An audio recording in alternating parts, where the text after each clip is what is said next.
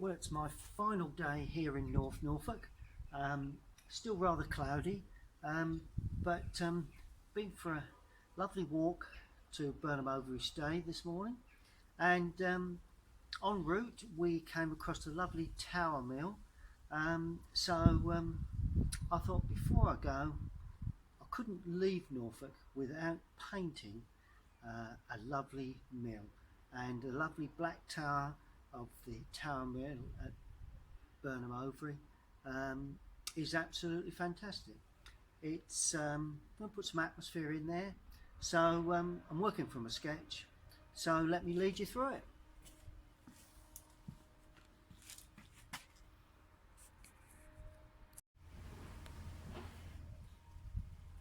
Okay, well, I'm going to work from a sketch I made at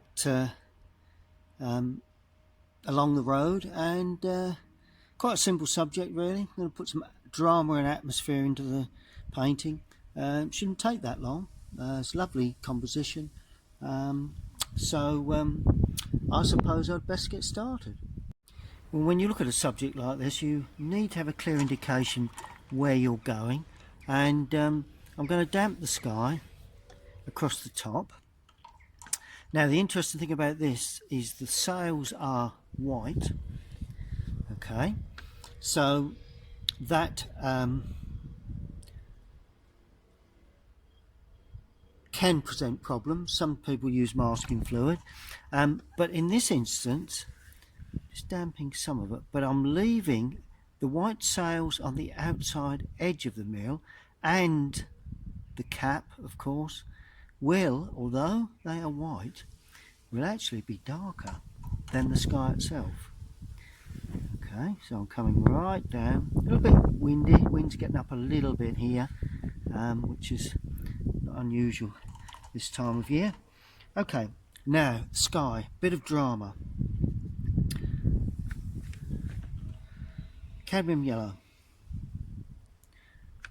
rose madder, or alizarin crimson, if you like. There we are. Raw sienna. Look at that. There's drama before you even, in a matter of seconds really. Indian red in the lower area. Look at that. Going right over the mill in the end. We're not too worried. Right, top right hand corner, a deep dark cloud. Right, Payne's grey. Bit of red in there. Okay, so that's basically the drama of the cloud coming across. Going to have a little bit there, and a splodge or two there, but mainly going to go across the mill itself. More or less a band of cloud, shall we? But a lot of it will be. It's quite a, it's quite a wet day really, so consequently I want to show that as well. And if you notice the way it looks as if the rain's coming down. Now I'm mixing ultramarine and burnt umber now, just to put an extra punch. No, I'm going to use rose madder. Sorry, I'll get the colours right in a moment. I'm going to use Indian red and Prussian blue. There we go. Nice grey feel to that top, and it's got to have lots of colour. Now you may think that it's too dark, and my initial thoughts are you're right, but we can only leave it and wait and see. Now what I'm going to do, I'm going to use the same brush but dry it off, and I'm now going to just gently roll across the paper, just to try and just to give that indication of some softening of those clouds there. See the way you gently tease away, just that little bit there. There we are. And I'm going to tease this away as well, across there. So I'm just rolling the brush really. Look at that. Isn't that absolutely fantastic? Real depth of colour. Just rolling there again, a little bit damp there, so I'm just taking a bit more of that off. It's a matter of lifting away before it actually bleeds up and creates a cauliflower effect really. Now all I'm going to do, I'm going to use raw sienna in the field. There, got a bit of the, use a bit deeper raw sienna. It's a matter of picking up drama in this scene. Then I'm going to use a little bit of grey, bit of Prussian, bit of Indian red. Let's use a good bit of Indian red. There we are, look at that. And that reflects very much the sky, I suppose, in many ways. A bit of Prussian blue now to go in there, because it's all about the drama of what I saw there this morning. There we are, look at that. Isn't that quite fantastic? And then, of course, the actual crop markings. So we run along and we lift off. I'm doing this with a flat brush, because right at the end you'll see the benefit of doing this. Gives foreground perspective. Not a difficult thing to do. Anyone can do this with a dry brush or semi-dry brush. Well, there's another one there. There we are. Make certain that you get the perspective right. That's the key to it. There we are. And all of a sudden we've got that lovely feeling of a landscape for the mill to sit on. Simple matter of allowing that to dry now. Just before it dries, I want to show you this technique of lifting off to get cloud shapes within that shadow area. See the way I'm lifting off and getting cloud shapes within that shadow area. Not too many there. Just rolling the brush across, pulling the brush down, and all of a sudden you begin to get those lovely sort of wispy cloud shapes. Not greatly, I'm not over showing that, and I'm not, just being a little careful. Going to put a few in here, and these are going to be darker ones using the same brush. Quite often we see these darker clouds running across the lower part of the landscape in this North Norfolk countryside. A bit softer there, a bit softer there, look at that. Then we must use a bit of restraint and allow that to dry.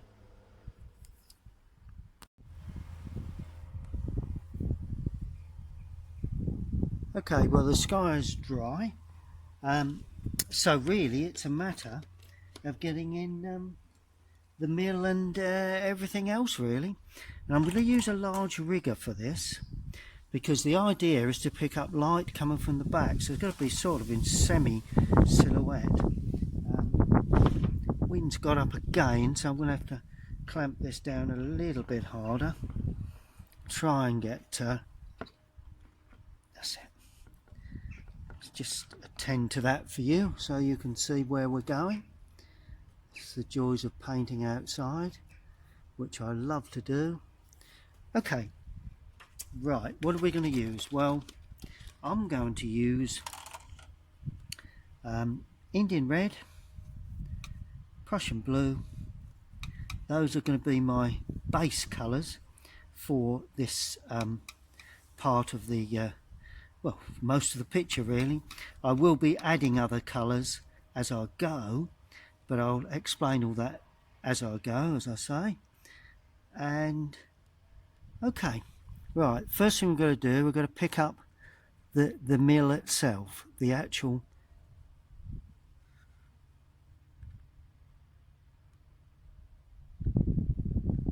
sails of the mill. There we go. Brilliant. Not going into that area there. And then this one then streaks away up there, and that comes away down here. Tapers off. So that's the start of the mill. We have an area there, and we have, don't want to add too much water on the brush for this. Has to be pretty much put in fairly quickly, fairly loosely.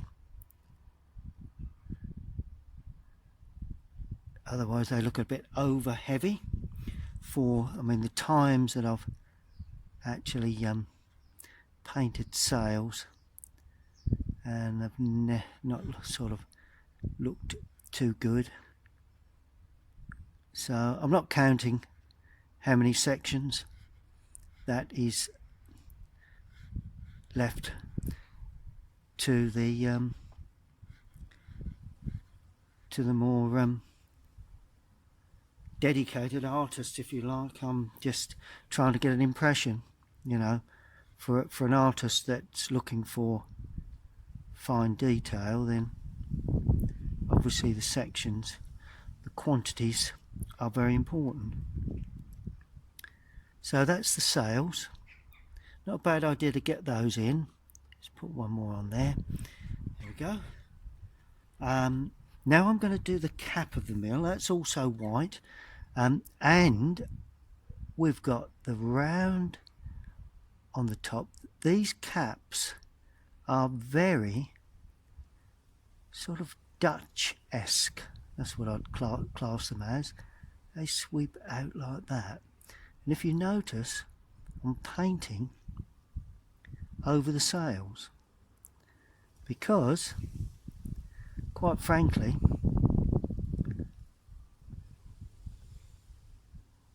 fantail itself, painting that over the sails as well. One or two little gaps here and there. Here we are. Purely because it's going to be in silhouette against the sky. Right, now the mill itself is very, very dark. So I'm adding more light red to the mix to make it a very, very dark mix of paint. And this way, the actual bit more red in there too. And this way, the actual mill will stand out in clear relief. And what I'm going to do, I'm going to paint around the windows, little window areas there like that. They'll go in later, but overall it's going to be very, very dark. Right up to the sails, there's a window there, but we're not too concerned about that. So the bit of thinking about here where the sails will actually show through. Not concerned if that melts up, because I think, as I explained earlier on, that the sails are dark, are light against the dark sky. But of course, where they come across there, the sections in between will actually, just being a little careful, don't want to get too fussy with this, but it's always a delicate process, this, if we're going to get this to come off. Here we are. So that's the sail in the dark part of the mill, and all of a sudden we come down, there's a window there, we'll elaborate on that shortly, and we come round there like that. It's like another lower window there, I think. Think the shape is pretty much there. May need to bring that out just a touch, just to give it, and then we can see the bottom half of the sails there. Actually run over them a little bit there, but that's not a major problem. Now I'm going to go in plenty of red now because that roof is red tiled. So we're going to show that there like that. It's a little bit of the roof that comes away for the part of the building. Understand it's a let now. I think you can hire the mill or at least stay there for accommodation of some sort. There we go. There we are. And that is that really. Right. Now we use the same mix, but we add a bit of cadmium yellow to it. And all of a sudden we get a lovely dark sort of grey effect. Trees on the outside there. There we are, look at that. Nothing more simpler than that for these lovely trees. And then as we come in front of the mill, we do get a little lighter, a bit dark there, get a little lighter there. Try not to blend too many of those edges in. There we go. There we go. And then all of a sudden, as always, bang, you get a dark tree of some sort, or hedge there. Always the case. And we drop in a little bit of this darker colour too in the lower part of that area. And all of a sudden, actually, I'm going to melt that into it. So it all gets sort of blended within that area. That's the thing that gives this picture atmosphere.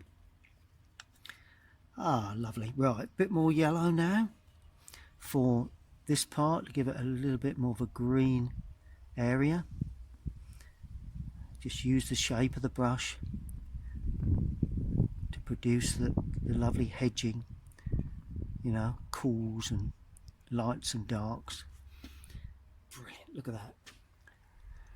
A real sort of thunderstorm coming in the background. Now I'm going to use burnt sienna into that mix.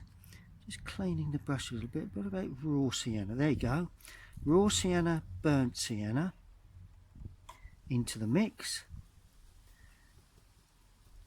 Still quite damp. Let's just clean that brush.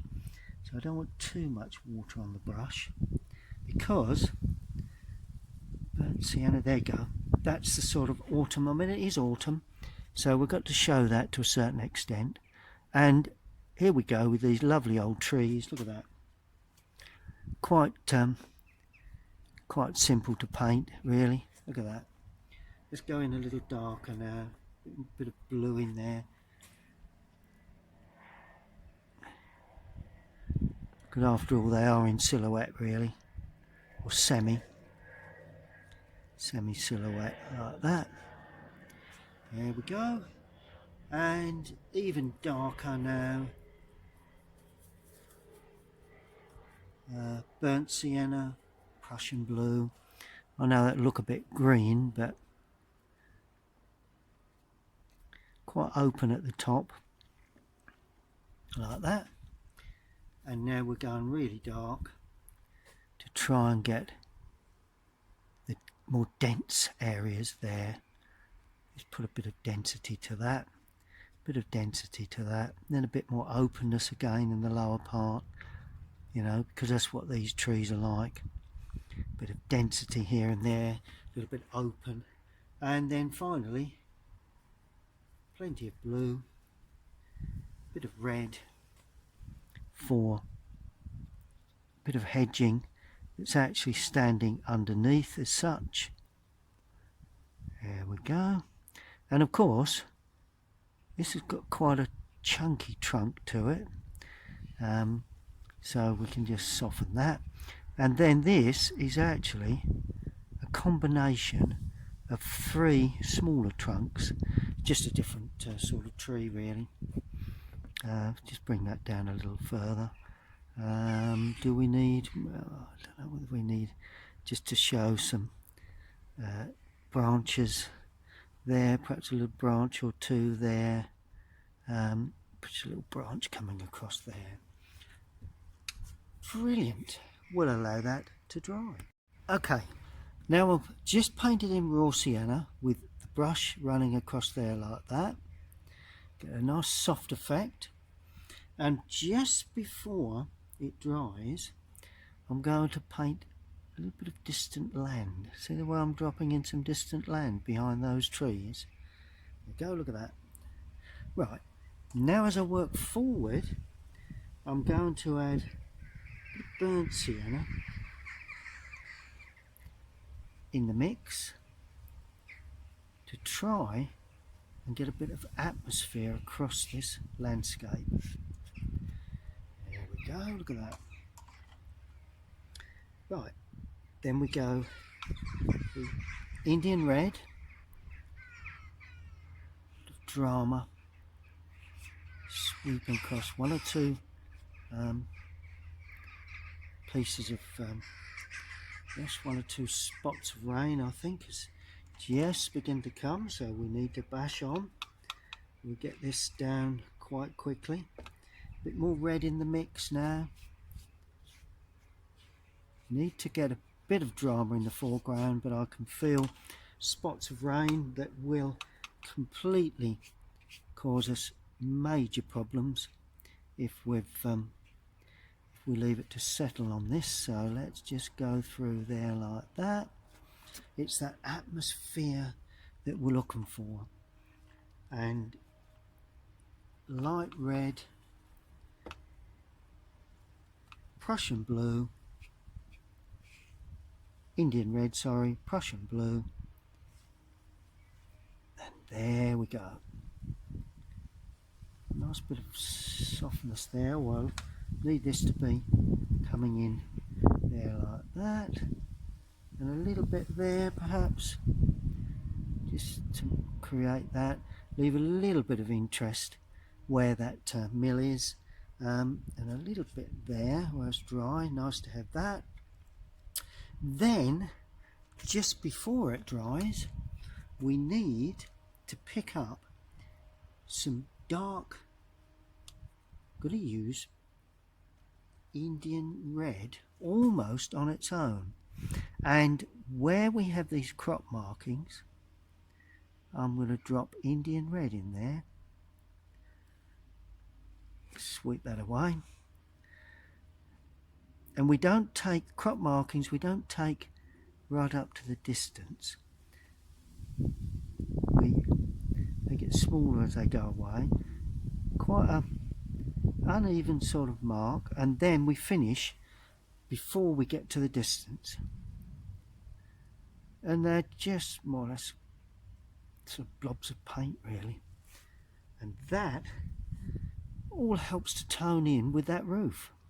Another one here, and dropped in while it's still wet. You pick up a little bit of paint, and you know, and you just dot it through really, and they're the dots at the end that break up the whole thing.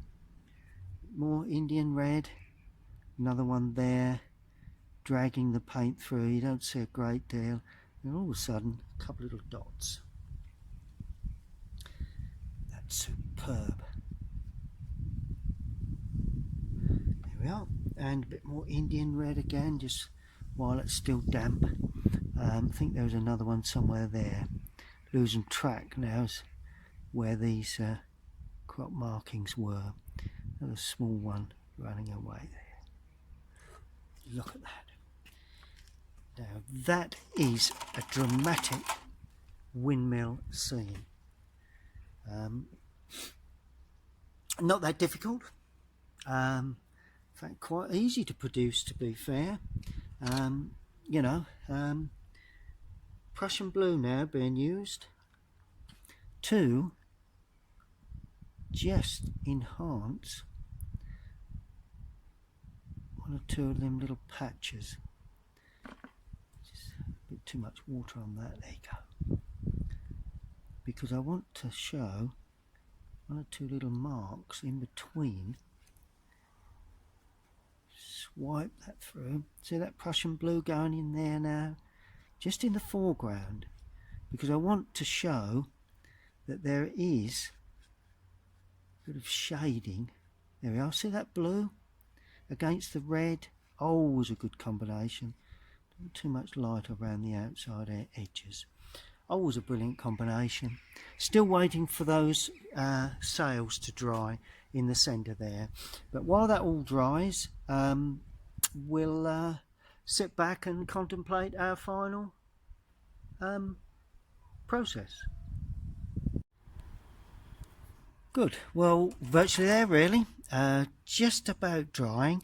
Just going to try and paint in the bluey, it's only light blue, the same colour really as the sky, as the blue grey that I've got for the sails for the windows. There, like that, and that completes that. Don't look as if I've got gaps then. The window there. I'm going to bring that round a bit more there. There you go, that'll dry back. Then these sails. I don't want them to blend if I can help it, but maybe it's asking too much because they're still a little damp, but I'm taking a chance here just to try and speed up the painting process really, which is taking a bit longer than I anticipated, but there you go.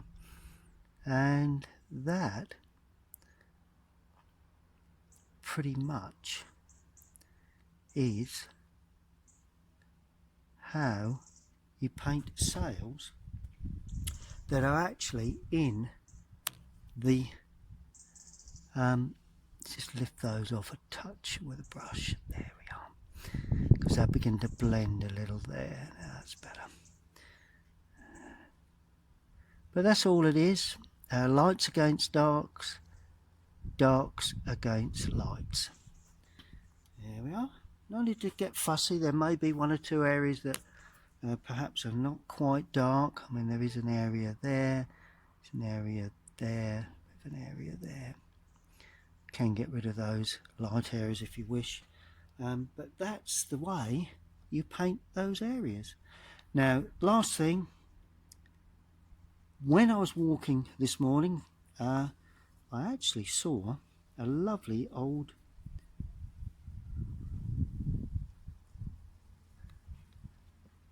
marsh harrier. There was a pair of them actually, so I'm going to put one here, and they've got quite long, and they're sort of fanned out really, like that. And there's another one there, quite wide wings. There we are, look at that. Look at that. If that's not a marsh harrier, I don't know what isn't. And I'm going to put the other one here.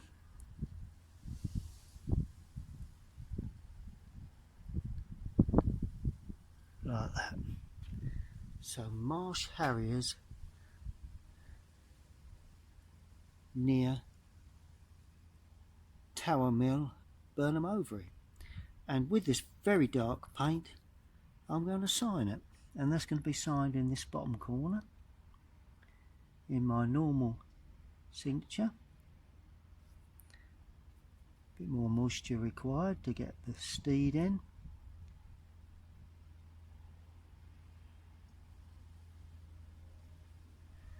Good. Just needs the outside surround off, and we can see exactly what we've got. Well, there we have it. Tower Mill, Burnham Overy in North Norfolk, painted from a sketch I made this morning, and seems to come up off quite well. I could see the mill more in the distance than I've shown here, but it was well back, but I've drawn it closer, but I'll give it the same sort of silhouette effect because we've got more backlight, and it really is perfect subject really, and it's my last painting here in Norfolk, so I thought we can't leave Norfolk without painting a windmill. So that's it. Hope you've enjoyed that. Stay tuned to my YouTube channel. Please subscribe if you haven't already done so, and we'll see you all again very, very soon. Thank you for watching.